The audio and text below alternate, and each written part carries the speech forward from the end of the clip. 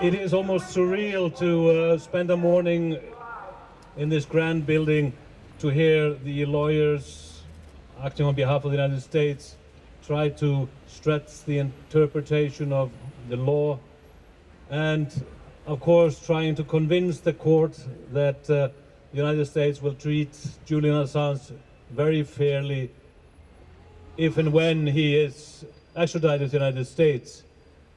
They are, of course, putting those assurances front that have been measured by Amnesty International, by other organizations, and found that they are worth nothing. They are proposing that Julian could serve his sentence in Australia, and that was reported in the paper this morning. What is that worth? They are keeping out the fact that that is not possible unless he has exhausted all appeal possibilities in the United States, which could take a decade. What kind of assurance is that? To keep somebody locked up in isolation for 10 years and then say he could transfer to Australia. He will not survive that.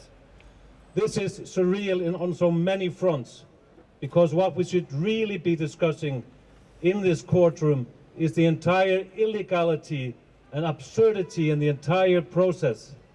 The fact that this was compromised from the start, from a legal standpoint. His legally privileged communications was spied upon. His lawyer's office in Spain was broken into. He was under constant surveillance and under condition in the Ecuador embassy which is tantamount to torture.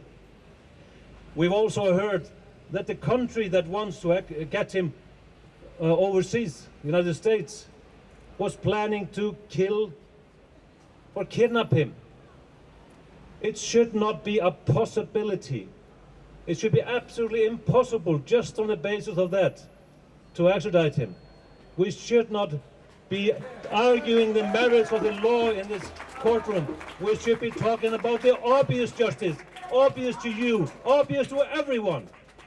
This must end.